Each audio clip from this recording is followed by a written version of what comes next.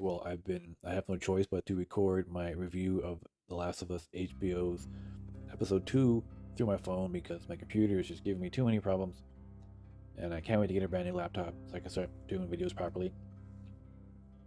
But here's my review of the second episode of HBO's The Last of Us.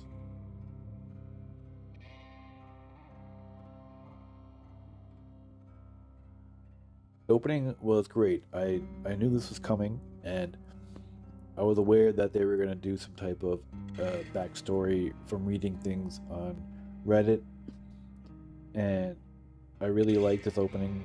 I'm wondering if I definitely liked it better than last week's, the first episode's cold open, which was so heavy-handed and not feel like connected to the show.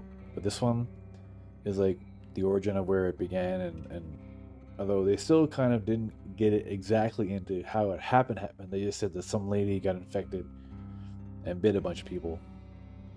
So, but these actors are really good. The general and the doctor, both like the sincerity and the seriousness on their faces really help sell that this is a horrible thing and it's an actual thing that couldn't even happen in real life. The scene right here was really great for showing the seriousness, how the doctor's just like, all right, I'm done here. I need to go see my family right now before the world is destroyed. Plus, she's back with Joel and Ellie and Tess, and they're in hiding out, and they're still freaked out about her, even though it's been overnight and she hasn't changed yet for how long she's been bit. But it's a great moment between Tess and Joel, just showing how like Tess really wants to try to believe that this is possible, and she's still trying to find some thread of hope out there in this world. But Joel's like, no, she's been bit, and she's gonna change, and when she does, we're gonna have to kill her. I'll have no choice but to kill her. I don't want to, but I'll have to. And it shows it shows the dynamic between Joel and Tess and how they're the same but also different. Yeah, she's telling them about how she might be able to get a cure from them, and that's where they're really taking her. And of course, Joel's immediately like, "No, there's no way this is gonna really happen. We're going to go back. Like I've heard this shit before. I'm not doing this again. Let's just go." But again, Tess is pushing on my head like, "Come on, we gotta at least try. Like what's the difference? We should just at least try. Maybe even if she's not the cure, we'll just give the kid to them, and then we can get our truck and go away." It's still more just about the truck, even though they barely mention it this time. And after a week, you almost kind of forget why. This little moment right here is really funny, just showing her like how saucy she is. She's like that saucy that she would fake something like that. We finally get our first real view of the outside world in the daytime and what it looks like. And once again, the effects through HBO are impeccable, because this shot here, I couldn't tell if it was from Calgary or Edmonton, because, being that they shot it in Calgary, I'm picking apart every scene I see to see if I can tell where it is. So this was a moment here between like where Tess is, when Tess understands what her purpose is, she almost immediately becomes a bit more mothery towards her and protective of her. So they kind of have this moment, they start bonding for a little bit. But of course, if you watch the episode, it's almost like Game of Thrones, how like every episode, someone who you think's the main character ends up dying. So, but it was like, just shows the harshness of everything. Of like, don't get too used to any character, because you never know if they're gonna live or die. I also like this moment because Tess asked her if she was there alone, and she says yeah, but then she sniffs. She does this very obvious sniff. I don't know. I think this is some new character thing. I don't know if that sniff thing is like a thing that was from the game, but because she definitely lies again later, and then she sniffs. So I don't know. It's some strange character quirk that maybe Bella came up with, or maybe it was Craig's idea. But she says no. And we all know that she was with Riley. If you know the game, you know that she was with Riley. If you don't know the game at all, then you have no clue. And I just spoiled for you. But yeah, she does this little sniffy thing, and she does it again later. So I'm wondering if that's the thing that's going to keep happening. Is Ellie going to sniff like that every time she lies? This moment here was really great because they were trying to continue on, and something was blocking them, so Tess had to go figure out how to get them in. So Joel and Ellie are by themselves, kind of probably for the first time since they met, and they're trying to just have a conversation like people do, like so. Even Ellie's like doing it, but she's annoyed by it. She's all like, "So, where are you from?" Like she doesn't really care. She's just trying to like fill the silence. But they're trying to get along, and we basically only learn one thing about Joel that she's from Texas, because then every other question he's just like pass, pass, pass, as in I won't answer. But they have a small little moment for like a split second, and Ellie even makes him kind of almost laugh a little bit, or I guess what a laugh is to Joel. He smirks like a very tiny bit. Here was a new thing that they added from the game, where instead of doing the spore thing, they kind of had this uh, bit that's actually based in fact about how the fungus can like go through the ground and communicate with other funguses miles away. So these are all just a bunch of people who are infected, but like they're connected through the ground. But also, Tess Tess says that like yeah, if you step on like a cordyceps here, a bunch of infected down the road or miles away could feel it and come running. And she even has a good line of like, you're immune, but you're not immune to being torn apart, which is, a really great point. Yeah, you can get bit and not die, but you can't not get torn to pieces by these things. Get your throat ripped out.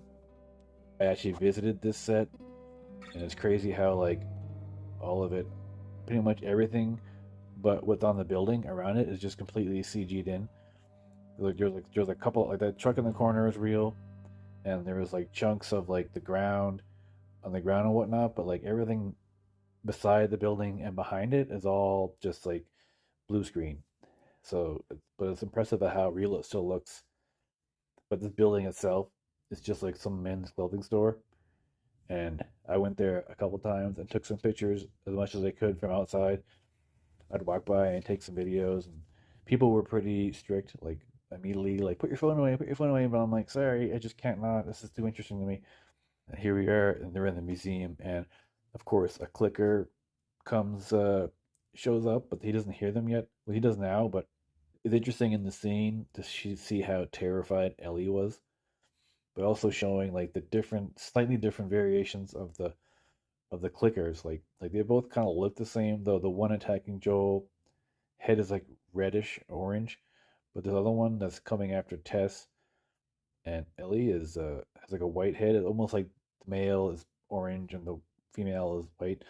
So I can't tell if the other one is female. This one here looks like it's male. A pretty intense moment in the museum. Plus, like I like how it was like silent. Plus, this moment here. This was the image like the first images they ever released of the game. This was this little moment right here where they're next to each other, and they're hiding behind a barrier, which is just like in the game. You would like hide while the scary clickers would walk away, so you didn't have to attack them. But unfortunately, they didn't get away this time. With Joel alerts them to their area. But then they make it to the meeting spot where they're supposed to be meeting up with the Fireflies. But they're inside and they don't know where anybody is. And then they realize that Tess has been bitten. She can almost already start feeling herself change.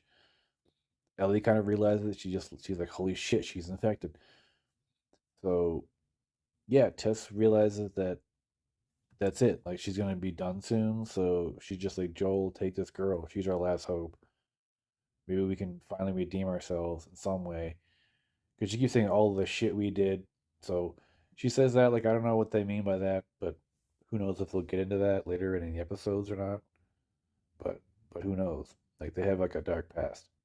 I really love this moment here where like she's like, show me where you've been bit, but then she takes one step, he takes a step back, like by instinct. He's just like she's only just been bitten, but he's still like, don't get too close. Even he has a small moment with Ellie where he's like helping her up, but then as soon he pulls his hand away like quickly as because he's like that paranoid about it. He's afraid he'd catch it by touching her. So they leave Tess behind, but she forces them to go. She poured gas all over the floor and whatnot. So she's essentially just here waiting, and she can hear the zombies coming, and she's like, "Well, this is it. This is her last moment." Then they come in, and then there's the one that like stops and takes a moment with her. It's like there's one that's like slightly not as crazed as the others. Like maybe it still has like a tiny bit of humanity left somehow. The moment where it comes up to her and like slowly puts his like gross feeler thingies in her mouth. It's like a weird, intimate moment almost. And it's like she's just accepting it because she's like hoping like, but even as she's trying to light the Zippo, it won't light. But she keeps trying, and then she's almost giving up. Then like the very last moment, it lights.